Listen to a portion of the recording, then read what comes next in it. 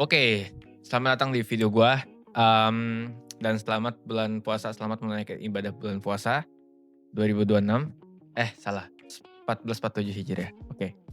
Nah, kemarin Anthropic udah merilis pemenang virtual hackathon untuk ngebuat sebuah produk menggunakan model terbarunya Anthropic, yaitu Opus 4.6. Dan mari kita lihat pemenangnya ya. Pertama ada Crossbeam by Mike Brown.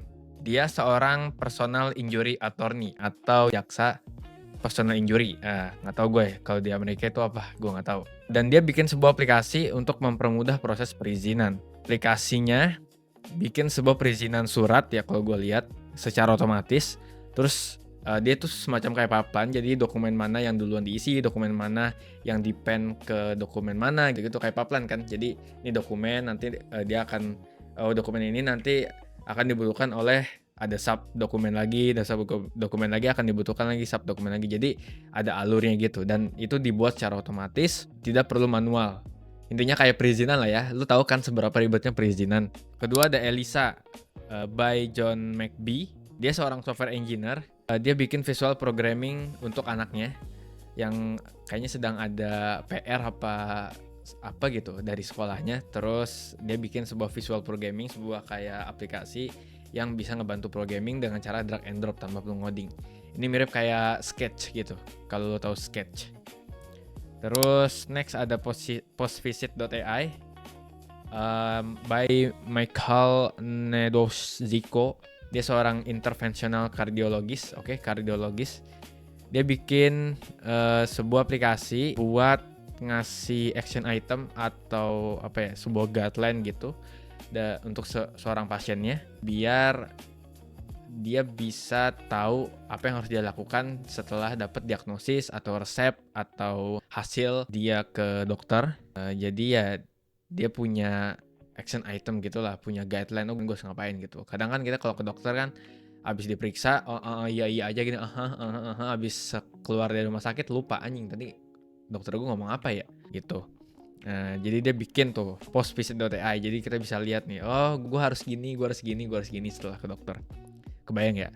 Terus dari Indonesia nih, Asep Bagja Priyandana mengagumkan, seorang electronic musician.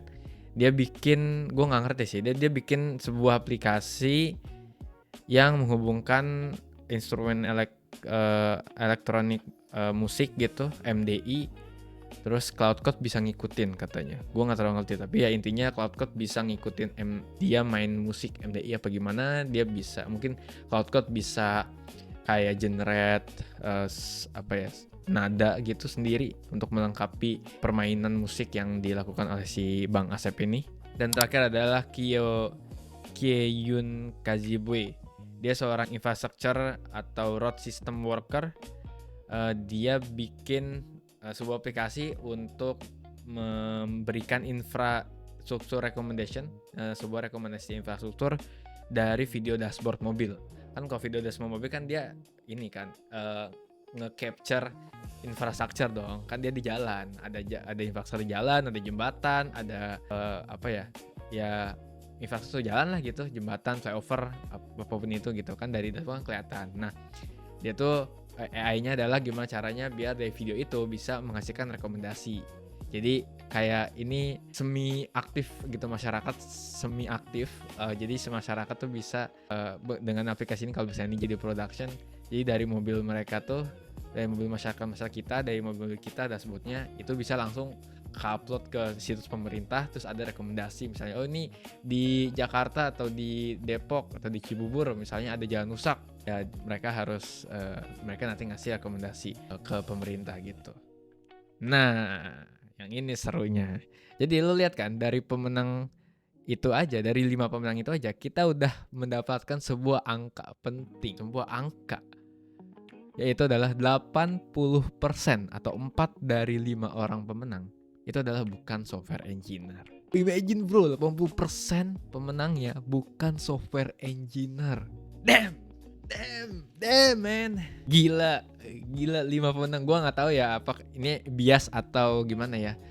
Mungkin dari Anthropicnya, gue pengen Ini kebanyakan nih software engineer, oke kita cari yang non software engineer. Misalnya ada yang software engineer tuh bagus banget, tapi kayak kebanyakan kalau software engineer nggak seru, kita interdisipliner aja, kita diversifikasi gitu.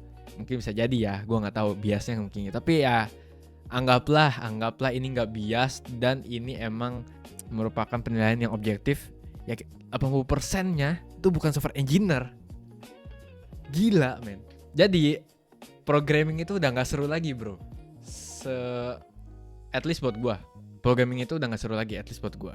Sekarang tuh udah saatnya kembali berjaya untuk orang-orang dengan domain knowledge, orang-orang yang punya kemampuan dan skill di spesifik domain. Itu udah kembali berjaya, apalagi dengan ada AI bro. Gila, semua bisa diwujudkan. Nah jadi kalau misalnya gue ditanya apa yang seru menurut gue sekarang, jawaban gue udah bukan lagi programming. Dulu programming gue seru, dulu bikin AI seru. Wah gue belajar Python sampai dari awal 6 bulan gue belajar. Seru tuh ngoding menyelesaikan masalah logik gitu kan. Tapi sekarang udah gak seru bro.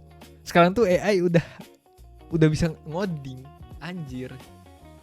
Gak seru ngoding lagi. Sekarang yang bikin gue seru adalah ya gimana caranya domain gue itu gue bisa kembangin dengan AI, yaitu domain gue adalah teknik fisika. Ada hal-hal yang dari teknik fisika ya, materi atau mata kuliah dari teknik fisika yang menurut gue seru nih kayaknya kalau digabung sama AI. Pertama fisika bangunan. Ini gue list dulu ya. Pertama ada fisika bangunan, ada mekanika fluida, ada optika, termodinamika, akustika, pengolahan sinyal, energi, dan tentu saja biofisika. Nah, yang gue lagi menarik ya, lagi yang gue curiosity nih, gue pengen banget nyoba kalau misalnya ada budgetnya dan ada waktunya, gue pengen eksperimen, yaitu tentang fisika bangunan. Gue penasaran, apakah fisika bangunan yang digabung dengan Gen AI atau LLM itu bisa ngasih sebuah produk untuk menentukan apakah kos-kosan yang sedang gua cari, yang sedang gua survei itu adalah kos-kosan terbaik, kos-kosan yang menurut standar fisika bangunan itu terbaik dengan metrik-metrik seperti thermal comfort, acoustics, daylight lighting dan visual, dan air quality. Ide gua adalah bisa nge-combine based on image, karena kan kalau lu survei kosan ya kali lu kayak bawa peralatan sensor gitu, terus lu taruh gitu di kamar lu buat menganalisis fisika bangunan dari kosan lu.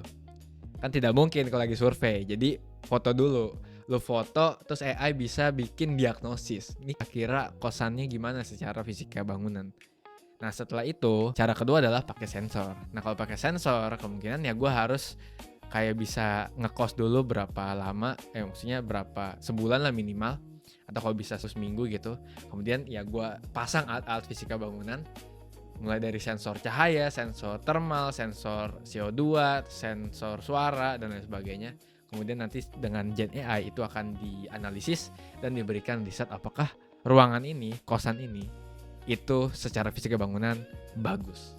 Gila keren banget cok, anjing gila cok, ini AI ini kalau bisa mewujudkan ini mantap bener. Terus ya itulah, itu satu contoh ya. Jadi tadi ada 8 kan aspek teknik fisika yang bisa kira-kira gua combine dengan LLM atau Gen AI. Nah terus balik lagi nih, mungkin lo yang nanya apakah programming bener-bener mati. Menurut keyakinan saya, programming yang mati itu adalah programming untuk bikin aplikasi atau bikin aplikasi dan backendnya ya, full stack gitu, front end dan backend. Itu mati menurut gua. Tapi infra sama operasional itu masih ada nafasnya. Kenapa? Nih alasan gua. Satu, ngoding app itu udah gak zaman lagi. Oke, udah gak zaman lagi menurut gua sekarang karena AI udah bisa full stack. Terus mungkin lo berpikir, ya walaupun AI bisa bikin full stack, tapi kan kita perlu review biar mungkin ada bug, ada security vulnerability, ada sesuatu yang dibuat, yang kesalahan yang dibuat AI gitu misalnya. Tenang aja bro, emang nih si bangsat ini nih, si cloud ini itu udah bikin improvement terkait hal itu. Dia ngerilis 2 fitur lagi atau 2 produk lagi. Namanya Cloud Code Security Dari namanya udah kelihatan ya. Ini untuk ngecek vulnerability dari aplikasi yang lu bikin atau aplikasi yang lu vibe coding pakai cloud. Kedua adalah cloud desktop PR monitoring. PR monitoring itu kayak kalau gua baca sekilas ya, itu lu bisa memvisualisasikan sebuah alur pipeline untuk sebuah aplikasi ini atau ya deploy dari source code sampai jadi production gitu. Jadi ada pipeline PR-nya, nanti bakal ngetes apa, bakal build test, integration test gitu. Yang gue tahu ya, gue belum baca sih itunya. Tapi ya dua fitur ini itu udah mencakup satu kerjaan software engineer full end to end. Nah, menurut gue ya Cloud Code ini bakal bikin fitur AI end to end untuk software engineering. Fix dari hulu ke hilir, dari lu ngoding scratch sampai production ini bakal dihandle sama Cloud AI gitu. Tapi ya sekarang masih ada di tahap dari bikin kode, dari build aplikasi, front end, back end, sama scanning, testing itu udah dipakai cloud. Tapi infra sampai production itu kayaknya masih dihandle manusia. Tapi ya nggak lama mungkin akan dihandle AI juga. Jadi masih ada nafas nih kalau untuk software engineer ya. Yang ada nafas adalah SRE atau ya itu tim infra, tim DevOps, tim data engineer. Nah, kenapa nih? Tiga tim ini yang menurut gue masih akan survive untuk kedepannya. Tapi ya mungkin nggak lama-lama sih. Pertama, AI masih butuh server buat jalan.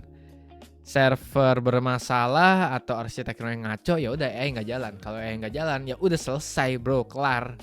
AI lu nggak bisa ngapa-ngapain, nggak bisa bikin ngoding, nggak bisa bikin produk, udah selesai gitu. Kalau mesinnya mati, servernya mati, ya udah AI nggak jalan kan. Jadi masih perlu tuh orang untuk ngehandle infra. Kedua, nah orang-orang dengan domain knowledge bisa bikin produk langsung siap pakai. Tapi untuk masuk ranah production itu masih perlu engineer. Karena ranah production itu beda sama ranah MVP atau kayak ranah prototype. Itu beda bro. Oke. Ketiga, AI itu butuh data dong. AI butuh data training yang clean. Nah, data yang clean ini di-provide oleh data engineer. So, data engineer masih diperlukan. At least untuk nge-provide atau untuk bikin sebuah pipeline yang mengekstrak data kotor, data mentah menjadi data siap pakai yang bisa di-training oleh AI. Once AI udah bisa bikin pipeline sendiri, ya udah kelar itu data engineer gitu. Jadi DE masih aman. Nah, si DE ini juga masih dibutuhkan karena ya dia butuh, karena nge-cleaning data itu butuh konteks. Kadang butuh sebuah knowledge, konteks, agar data yang di-cleaning itu emang goals-nya atau objeknya terwujud gitu. Nggak hanya sekedar di-cleaning, tapi di-cleaning dengan dianalisis terlebih dahulu apa yang harus di-cleaning, apa yang harus di-keep, dan lain sebagainya. Dan ya itu, role yang menurut gue masih aman. Terakhir, dari kasus ini, gue jadi punya sebuah gambaran kira-kira master degree apa yang sekiranya bakal gue ambil ke depannya kalau gue misalnya ada kesempatan untuk ngambil master degree. Pertama adalah kalau berkaitan dengan AI, gue akan ngambil kemungkinan AI ethics, AI safety, dan AI production system atau AI system design, pokoknya something like that lah. Kenapa? Karena ya technical things sudah dihandle sama AI. Tapi AI itu kan nggak punya emosi ya, nggak punya sebuah emotional intelligence lah. Jadi kita tetap harus mengarahkan AI biar punya etika, punya ethics, nggak semena-mena gitu. Kemudian AI safety, karena semua udah serba AI, karena kita nih mengoutsource semua technical things, front end dan lain sebagainya itu ke AI. Ini AI harus dibuat biar aman karena kita black box nih, kita nggak tahu nih yang dibuat AI ini dia membahayakan atau tidak gitu. Makanya kita belajar AI safety, bagaimana kita merancang AI agar safety untuk manusia. Dan terakhir adalah AI production system, karena menurut gue ya AI bisa bantu lo domain knowledge atau siapapun bikin produk, tapi untuk masuk production, untuk bisa dipakai orang seluruh dunia, itu perlu engineering. Jadi ya tetap perlu engineering. Dan gue akan ngambil itu kalau berhubungan sama AI. Kalau nggak berhubungan sama AI, maka gue akan ngambil domain knowledge gue, yaitu teknik fisika. Kemungkinan besar teknik fisika, mungkin teknik atau misalnya domain yang lain seperti ekonomi atau lain sebagainya, atau energi, atau pokoknya berkaitan sama teknik fisika sih lebih yang gua lebih, cari. Karena kalau di luar itu ya gua harus belajar dari nol gitu. Jadi gua akan ngambil di domain knowledge teknik fisika, tapi bukan teknik fisika ya, tapi domain knowledge teknik fisika yang berhubungan sama teknik fisika. Bisa aja energi, akustik, AI, instrumentasi, apalagi ya, termodinamika itu pasti masuk energi, atau fisika terapan gitulah. Jadi itu yang akan gue ambil. So, gimana menurut lo? Apakah ini membuka mata lo untuk mulai coba menghargai domain knowledge lo? Mungkin belajar hal baru lagi, non AI, non IT, non software engineering, tapi belajar hal baru yang lebih seru atau lebih, banyak orang yang nggak pergi ke sana gitu. Pokoknya non IT, non software engineering, non AI. Atau bahkan lu malah benci sama AI. AI bangsat emang, AI bego anjing emang gitu. Mungkin lu benci karena bangsat lu gara-gara AI hilang kerjaan gua. Gara-gara AI gua harus belajar hal baru lagi. Apapun itu gua serahkan ke lo aja, Bro. Yang penting gua sih kalau dari gua mumpung gua masih ada semangat untuk belajar, ya gua akan belajar lagi domain knowledge gua yaitu teknik fisika. Jadi gue cuma beropini saja di sini, tapi gue ada keyakinan bahwa AI itu akan semakin pintar dan semakin canggih. Walaupun orang-orang pada takut, walaupun orang-orang pada skeptis atau orang-orang pada ngeri gitu, tapi ada orang-orang gila di sana yang tidak peduli dengan perasaan kalian, akan ngembangin AI itu dengan menjadi lebih canggih, lebih pinter, sampai kalau bisa autonomous full. Jadi bisa bikin robot sendiri. Ada orang-orang yang kayak gitu. Ada orang yang ambisinya gila. Jadi ya kita tidak bisa. Itu inevitable man, tidak bisa terhindarkan. So, menurut gua orang yang menang adalah orang yang bisa pakai tools AI untuk nge-solve permasalahan sehari-hari, permasalahan di dunia ini. Bahkan permasalahan non IT yang ada di dunia ini. Jadi AI hanya tools, manusialah yang menggunakan tools ini, AI ini untuk membangun peradaban. So, what's your opinion, bro? Gua Bima, and thanks for watching and see you in the next video. Bye-bye.